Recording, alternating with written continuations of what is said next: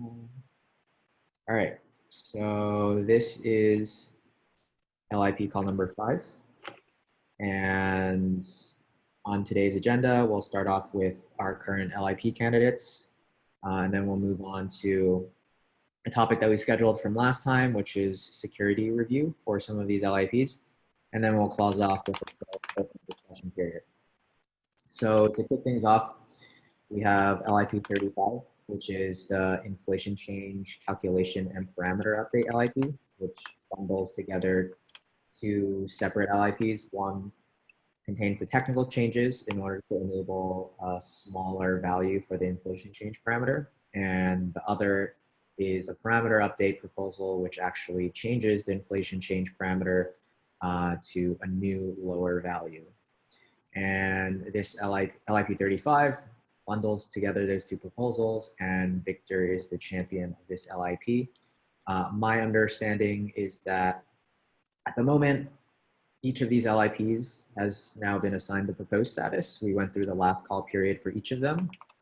And the next step here is probably to create a poll for LIP 35. Victor, do you have any other thoughts on this LIP / how were you thinking about proceeding with LIP 35?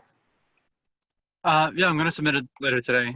I've been just waiting for my team to send over the live here. Great. So the poll will be created later today. And from there, that will kick off the 10-day poll period where people can vote on this proposal, and then we can proceed from there. Is there anything else that anyone on the call thinks that we should talk about with regards to this LIP outside of the poll being created later today? Just the brief communications plan on our end. You know, it's important, but it's pretty light. We're basically going to share updates in our Discord, in the general channel, community governance channel, transcoder channel. We're going to send out a tweet about it.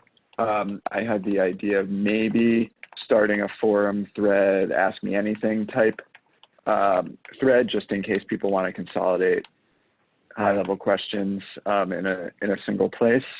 We'll follow it up with tweets that update the poll status, probably in 4 or 5 days, and then in each of the 3 days leading up to the end, if necessary. And there's a community call next week that Nelson is running, where I would suspect this would also be like a last chance for anyone in the community to ask questions or weigh in on it and get information if they need to participate.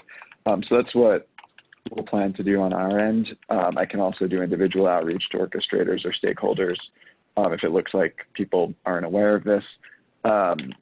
Victor, do you think you guys might write anything or share anything about the fact that the poll's going live?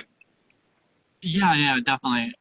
We will at least tweet it out, and we also wrote up just like a short kind of like Q&A a couple of weeks ago about it. So I'll probably like retweet that as well. Great. Cool. And okay, sounds good. Yeah, anything else, Doug? No, I guess, sorry, yes, one thing. If the poll passes, would we be in position to execute it within, hours, days, weeks? What's the estimated timeline on that?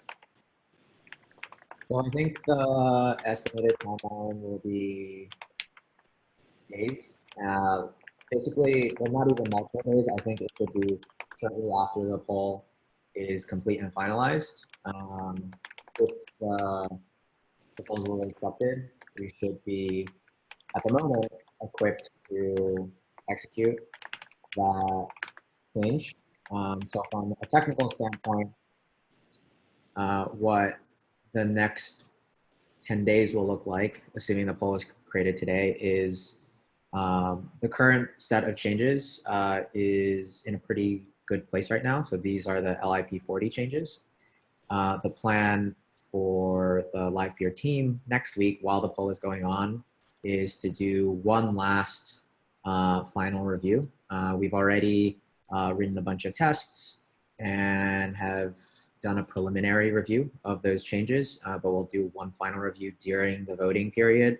And the intent is for all of that to be complete by the time the poll period is over, such that if the proposal is accepted, even within the same day, we should be prepared to be able to execute the changes. Great, sounds good. Yeah, it's just good information in terms of when people ask questions or are preparing for the ramifications of the poll. So yeah, we'll move quick if it passes. Cool. Yep, Victor. That's awesome. Thank you. No problem. So I don't have anything else regarding LIP35 at the moment. Does anyone else on the call have additional comments or questions pertaining to this LIP?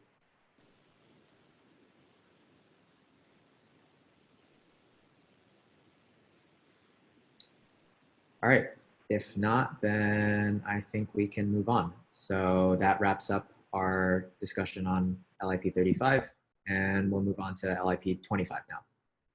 Okay. Thank you, everyone. I'm gonna hop off. We are in the geographic center of America right now, so I'm gonna go check it out. Bye-bye. All right, see you, Victor. Enjoy. Massive centralization. See you later. Cool. All right. So yeah, let's move on to LIP25. This is the extensible governance contract for adding a new governance contract that is able to institute delays on smart contract changes, as well as batch multiple updates into a single atomic transaction on chain. And Nico is the champion of this proposal. Nico, would you like to give an update on where you think this LIP is at? Yeah, sure. A couple of changes from the last LIP call. So I pushed up these changes to the implementation today. I mainly added a function to cancel staged updates as discussed prior. I also added a smaller but pretty high impact feature that allows for revert reasons of external calls to be forwarded to the governance contract, so that we have insight into potential errors if something goes wrong. One small detail, this is only true for the first call that fails. So if there's multiple calls in the batch failing, we only get revert reasons for the first one, but it still provides quite a bit of insight. So implementation-wise, this is quite close. The only remaining discussion point is about whether we should use contract norms. This isn't really necessary in terms of security to preventing re-entry or replay. We have another mechanism that takes care of that. The main discussion here is about what should we do to preserve or at least foresee correct ordering of events in case that multiple updates could be executed in a single block. So that's the only discussion point kind of remaining, and other than that, this should be good to move to last call pretty soon. Hey, Nico, I'm not sure if you saw in the chat, but it looks like some people are having trouble hearing your audio. Sorry, is this better? Can you hear me now? That's clear for me. Is that better for you, Adam? Great. So I'll just do the whole thing again, I guess. So 2 updates have been pushed. One is a cancel function that allows for stage updates to be canceled in case they are not executed yet. The other one is forwarding of revert reasons from the external calls that we would execute an update for. So we have insight into potential errors if something goes wrong with an update. One discussion point that remains is whether we should keep the nonce that is currently in the implementation, which is not needed for security reasons, but is actually needed. Well, it is not needed, but it is one potential way that we can have proper ordering of events in case that multiple updates would be executed in the same block, which isn't kind of something that should occur regularly. So we could either move this to last call right now and resolve that discussion point offline. since it's just a small detail anyway, and it's not really critical to the implementation. Or we could resolve that first and then move it to last call. It's like either way is fine. But this is, other than What's the argument? What's the argument against including the nonce value? It of course adds a storage read and write every time you want to check and update it, while it's not really necessary to do that check. Okay. So mainly like a cost benefit. Yeah, I can add a little context to that. So I did the previous review for some of those changes. This might just be a misunderstanding on my part, but at the moment, I currently don't see a benefit in the contract notes, which is why I left my feedback on the current implementation as so. Whether that is correct or not, I think we can probably discuss in the PR review, but that's just the context on how this discussion came about. Okay, thanks. Yeah, it sounds like in the PR review discussion you could get to resolution before moving it to last call. Yeah, it feels like this should be something that's can probably be synchronously resolved via chat if needed fairly quickly. So maybe what we can do is resolve this, and then after it's been resolved, we can move this into last call. What do you think, Nico? Yeah, that sounds good to me. I guess since we're releasing Go Live Peer 0.5.10 today, I guess we would like resolve it tomorrow or something, and then we can move this to last call in the beginning of next week. Yeah, sure. I think whenever, yeah, I think either tomorrow or the beginning of next week works, depending on timing with the release. Cool. Yeah, sounds good.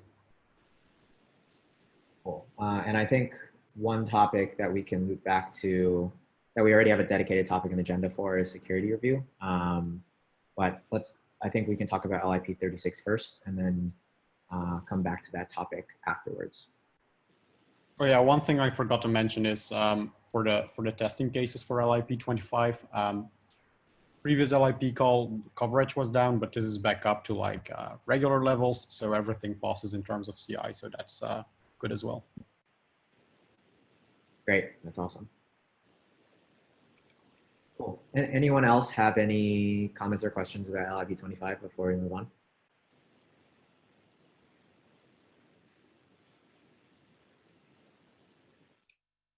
Cool. Let's move on to LIP36 then. So this is the cumulative earnings LIP, which updates our current earnings claiming algorithm to be more gas efficient.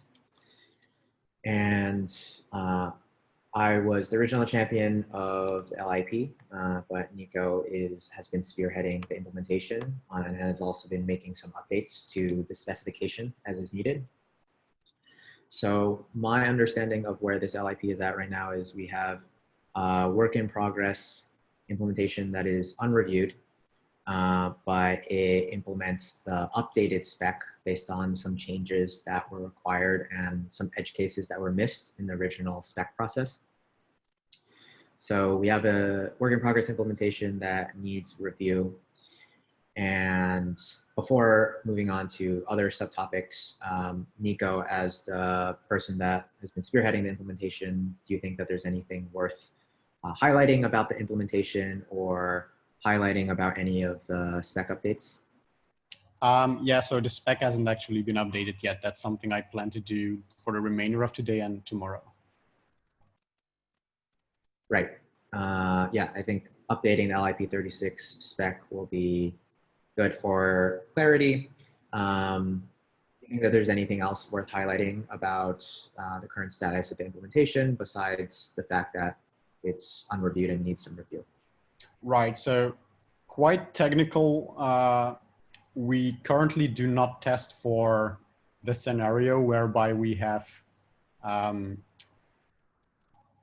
someone claim, or like at least a scenario whereby we claim earnings for both the cases before LIP36 and post LIP36 combined. We currently only test for scenarios that include LIP36 only. Mainly because I was still thinking of like a good strategy to test this combination of the scenarios.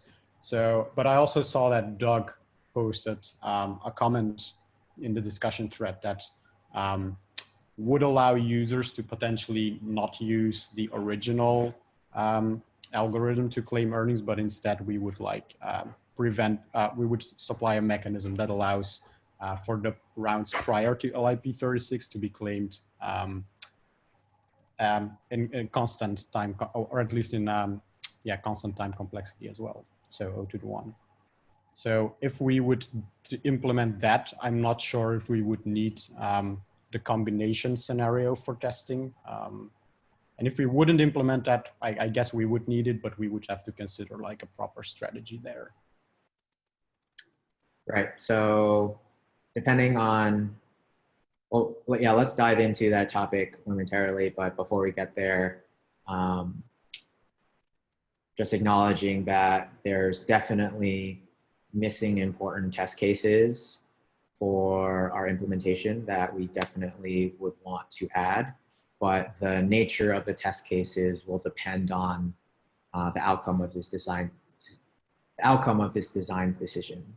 But either way, we'll likely want test cases for either this transition from the old claiming algorithm to the new claiming algorithm, or additional test cases for the solution, the snapshot solution that Doug described, which we can dive into now if people want. Yes, I'll just add, even if we do the snapshot solution, we might still need those test cases because not every user might like go through the snapshot claiming mechanism if we were to implement it. So the current way I was thinking of doing it was just keeping like an old version of the bonding manager with like the old earnings pool around, and then deploy that first in our unit tests, and then deploy the newer version after we like populated some state. That's like the current strategy I'm thinking about. Mm-hmm.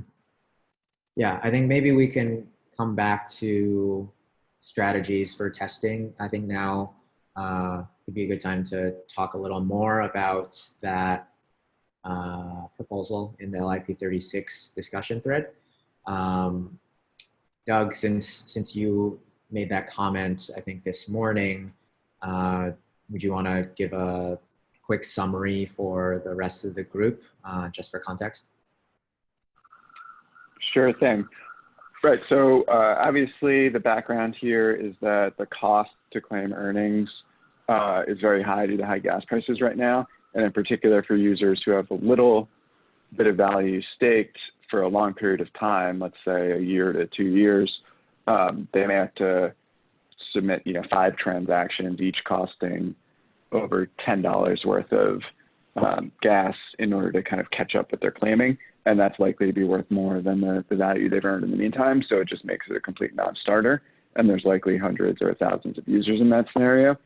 And so just looking at the numbers and mechanisms available to us to address this, I said this is an interesting opportunity to include a snapshot-based approach, which is a shortcut, which is the community could agree on all the values that each account is owed from the pool cumulatively, because that value can be calculated at any point in time for each account. And if the community agrees on those values, then we can replace this kind of linear algorithm, which loops through each round since the last claim and needs to do an accounting update, with a constant time algorithm that basically just lets them submit one transaction, looks up the value they're owed, and transfers the value into their account. And in normal circumstances, that might feel like you're interjecting an external Oracle type value into the protocol out of nowhere that makes things kind of less clean and reproducible over time. But in the circumstance where you're upgrading the claiming algorithm anyway, and there's kind of a transition step where you need to use the old algorithm on the previous rounds and the new algorithm going forward, that seems to introduce a bunch of complexity. So I said, oh, actually, you can make this whole process less complex, safer, provide a cost savings to users through a single one-time snapshot. And so that's the beginning of an idea. And I threw it out there as a comment on the LIP discussion thread. It's not a algorithm proposal. It's not a completed thought yet, but I thought it would be, it's early and it would be good to have a discussion on it and see whether it's a viable candidate. Great. Thanks for giving that summary. My initial thought is that I think it's definitely an interesting idea, and I can definitely see the benefits of it. Kind of before we talk about it a little more, I guess the one thing that I would want to acknowledge, and anyone can feel free to correct me if any of this is inaccurate, is I think the one thing worth acknowledging is that that snapshot mechanism would just mean that in this transition to the new earnings claiming algorithm, we kind of put it onto the users to validate for themselves that, like off-chain, away from the smart contract, we put it on the users to validate for themselves that they believe the snapshot was calculated correctly, and then they would use that snapshot in order to update their earnings appropriately before starting to use the new earnings claiming algorithm in the smart contract. So it would be a centralized snapshot mechanism, but users would have the ability to validate for themselves that it was done correctly. Does that sound accurate to you, Doug, or anyone else on the call?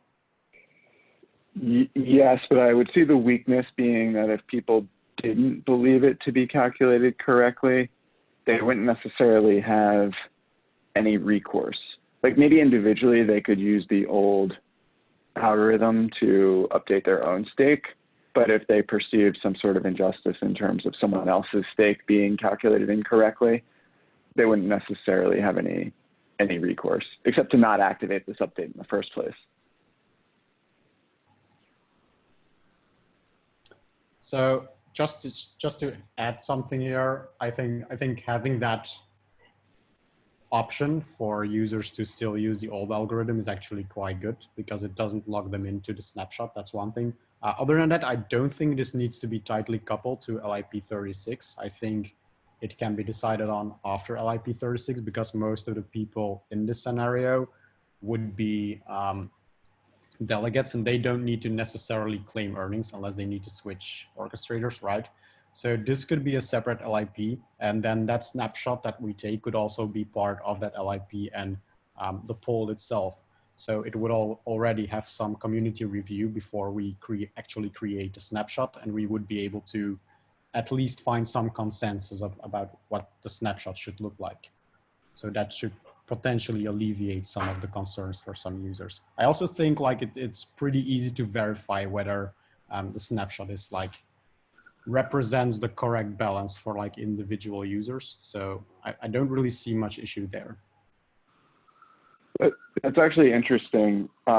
If you consider a timeline where the snapshot occurs before the updated earnings calculation LIP gets implemented and deployed, then you could have a snapshot that is part of an independent LIP that could be verified by the community before being deployed and activated. So everyone could trust that state going forward. It would let all delegators catch up to a recent point in time.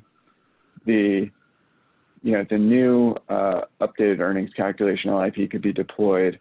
There would still be a time gap, like let's say 15, 20, 30 rounds before the new algorithm was deployed potentially, but that would still significantly reduce the costs at which anyone needed to invoke the old algorithm for 20 or 30 rounds worth of gas as opposed to 600 rounds worth of gas before migrating to the new algorithm. So definitely worthy of like more consideration, debate. We might find edge cases or problems, but I think the idea of separating it out and letting the community validate the snapshot before voting and before activating would actually take any sort of centralized trust in the inaccuracy of the snapshot away, and would still provide pretty big gains.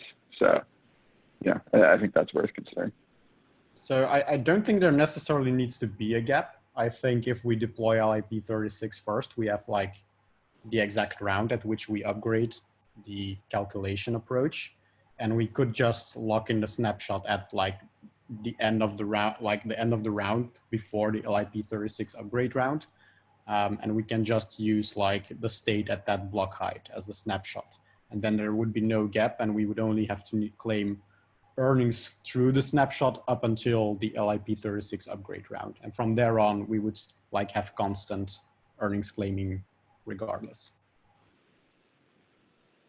Okay, interesting. So yeah, I think we could probably take the details to the forthcoming LIP discussion thread itself. But sounds like there's some interesting options worth considering here.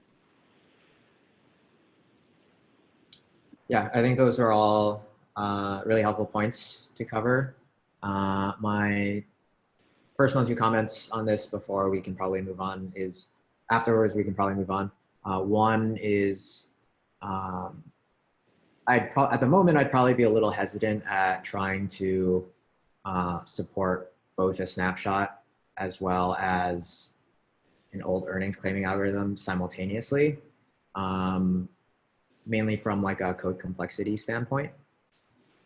That being said, don't really know what it will look like yet, but that's just like an initial source of hesitation. It might end up not being that big of a deal in the end, so we can probably investigate that some more offline. And my second comment is I like the points that have been made around reviewing the snapshot in the period before, or the period before or during the poll for that particular LIP, because it's basically the community coming to consensus about like whether a particular state should be considered valid for the system or not, which is really, when you think about it, not too dissimilar from like what would be possible with the current governance system in the first place. So if someone created an LIP that said that we should just update the state on the bonding manager unilaterally because there's some benefit to it, and that proposal was accepted and there was some clear benefit in that, then that would happen, which is pretty similar to kind of the snapshot mechanism being proposed. So I like that framing, which might add to the list of reasons why it would be better for it to be a separate LIP to be considered standalone as opposed to bundled with something else. Yep, thanks, Shannon. Cool. All right, so good discussion on this topic, and it sounds like the to-dos here are to, at the very least, break out a separate discussion thread on that topic, and then it can evolve in that discussion thread on its own. Does anyone else on the call have any additional comments or questions, either about LIP36 or this topic that we just covered with the snapshot mechanism?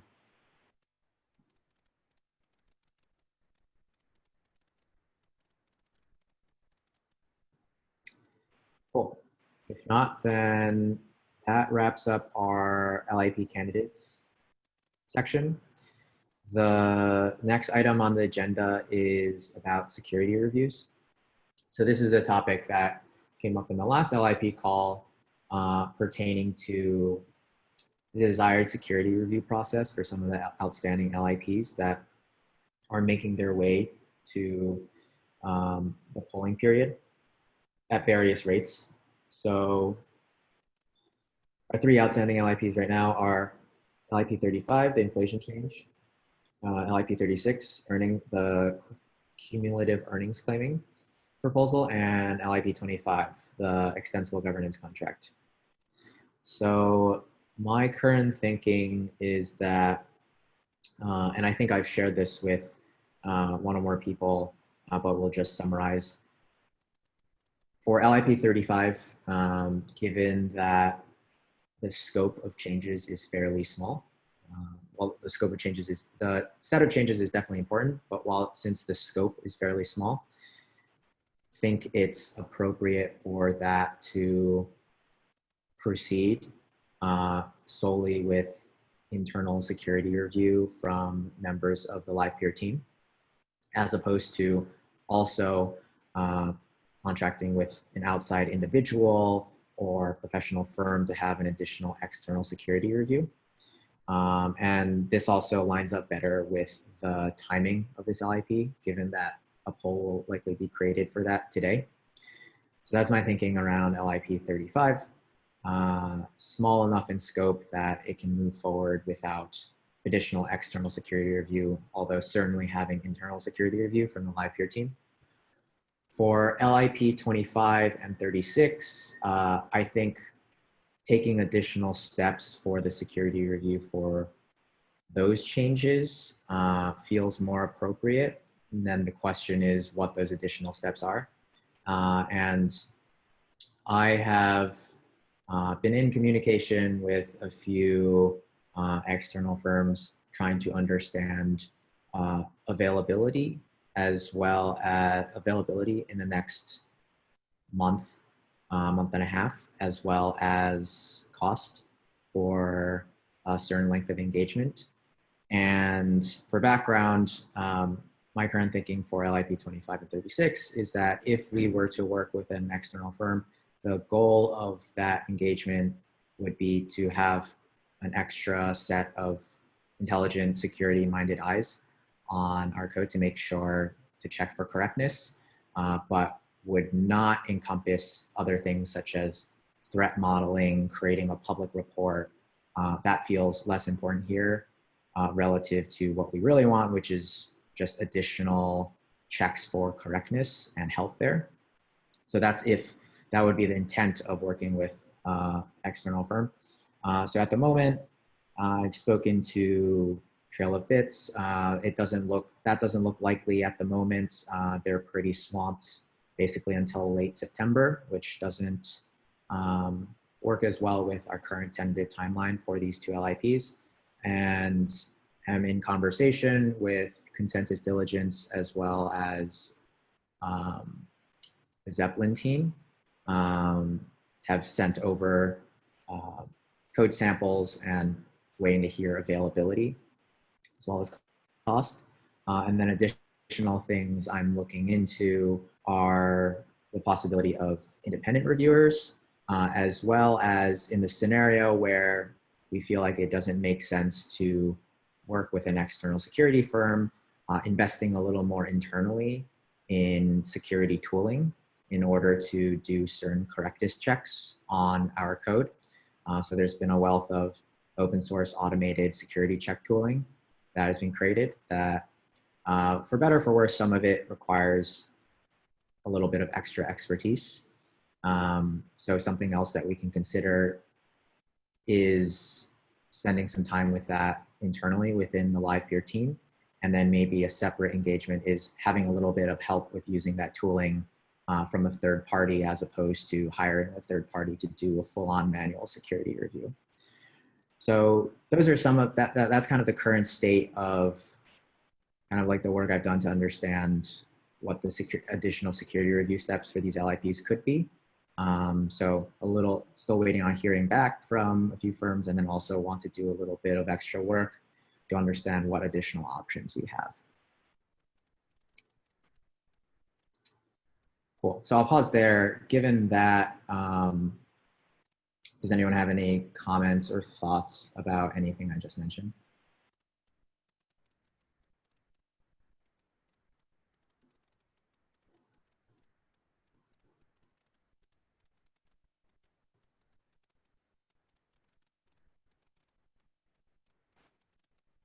Cool. If not, the only additional thing I would add is from a timeline perspective, it feels like, so this loops back to the discussions around LIP 25 and 36. LIP 25 seems pretty close to getting into the last call period with kind of finalized implementation that the team is comfortable with. LIP 36 seems a little farther out in that we still have an unreviewed implementation, spec updates to make, and then depending on how the conversation around the snapshot mechanism goes, that may or may not have any impact on how we think about LIP 36.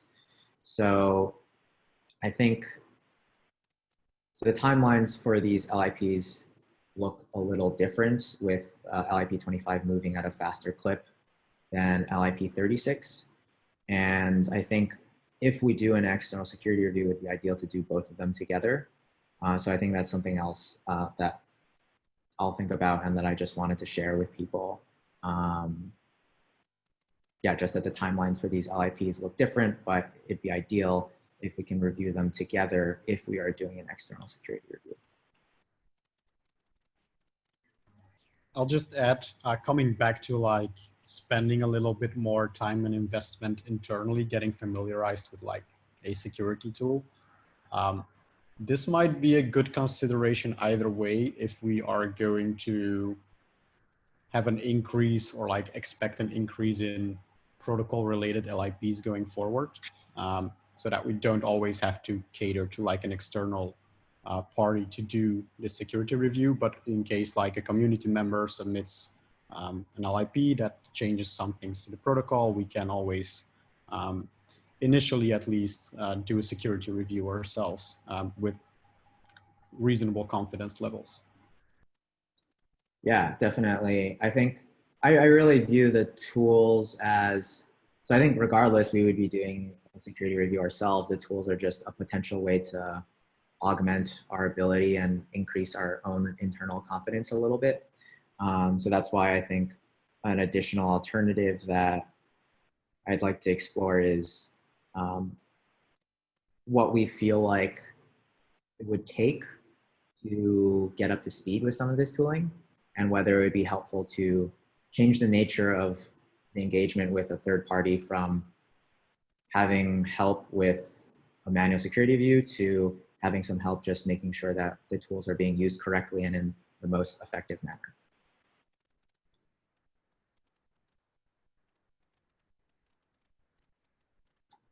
Cool. So that's all that I have on this topic at the moment. And yeah, definitely, I think we should continue talking about this offline. And if there's any updates from the conversations that I'm having, we'll definitely share with everyone as they come in. But before moving on to the open discussion period, does anyone have any last remaining thoughts on this security review topic?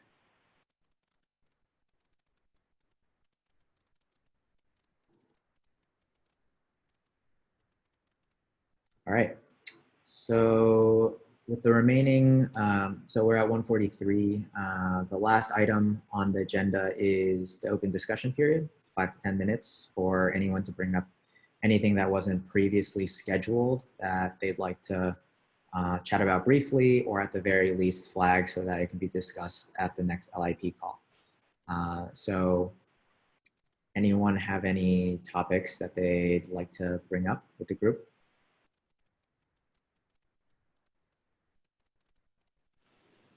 Nope, I was going to talk about the snapshot approach, but we already covered that. Cool. I was thinking about something earlier this week that I kind of wanted to explore, but I kind of want to gauge some feedback on whether it's worth exploring. But basically allowing fees to be paid into a smart contract instead of like an externally owned account from the orchestrator. Fees to be paid to an externally owned, to a contract instead of externally owned account. Do we have a requirement that the is that a restriction right now, to clarify? I'm not sure on the protocol level, but it might be on yeah, I'm not sure. I haven't really looked into it that much, but it was just an idea that I was playing with. And I only have the user story, which is I want to be able to get my fees paid into a smart contract. So I haven't really spent more time looking into it. I think the restriction in the protocol right now is more that the fees can only be paid out to the specific orchestrator account or delegator account, as opposed to allowing an orchestrator to designate an account for which the fees get paid into. Right, because that additional flexibility would allow what you're looking for, I think.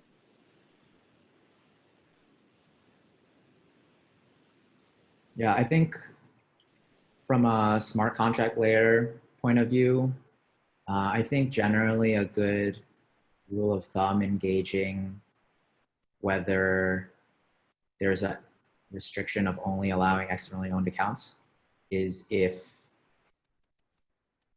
signatures are required. So if signatures are required to be validated within the smart contract from a specific address, then it's usually the case that that address needs to be an externally owned account because contracts can't produce signatures unless you have a separate mechanism for allowing a contract to designate externally owned addresses as their signer. So I think that's generally a good rule of thumb to kind of determine whether there's an externally owned account restriction. And my first reaction to what you mentioned is that I don't think at the moment there's anything preventing an orchestrator's account to be a smart contract,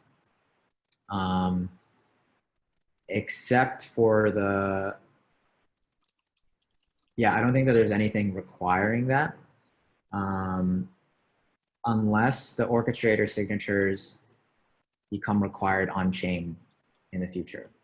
So at the moment, the orchestrator signatures are not required on chain right now. So they don't need to be validated by a smart contract. If they become required by a smart contract in the future, let's say for some sort of verification protocol, then that would change and would have to consider some designs to support that. But at the moment, because the signatures aren't required on chain, I believe there's nothing stopping an orchestrator account from being a smart contract. You'd obviously have to build the client implementation to support it, but there's nothing at a smart contract layer that restricts that. Okay, cool, thanks. Yeah, that clarifies things a little bit. I guess I'll have to look into it separately if it's only like a client restriction. Cool, yeah. What might be helpful is I think there was also some previous work, maybe like a year ago or something like that, where there is some interest in building integration between like an Aragon DAO and a live peer orchestrator. And I think that in one of like the research repos, there's an issue that went into like how that might be accomplished from a technical standpoint. So that might be a helpful resource if you're researching that. Yeah, sounds good. Yeah, I briefly talked to Chris about it, and he mentioned that as well, that was something that was researched a while ago. And yeah, the main purpose of this mechanism would be to like tokenize an orchestrator's cash flows, I guess. So. Cool. Yeah, interesting topic. Yeah, and feel free to, if you do more research and want to kind of schedule this for a separate discussion, then definitely do so. Sorry, Nico, would you mind just clarifying one more time the idea? You're asking if an orchestrator can use basically be a smart contract as opposed to a regular account? Yeah, yeah, that's basically the gist of it, but like even more nuanced, just a recipient address for winning tickets, basically. Got it. Thanks. Cool. Anybody else have any topics that they want to chat about with the last few minutes of the call?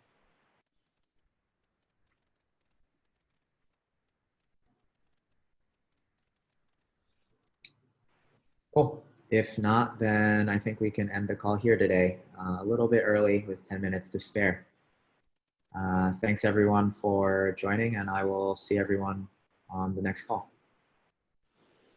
All right. Thanks, everyone.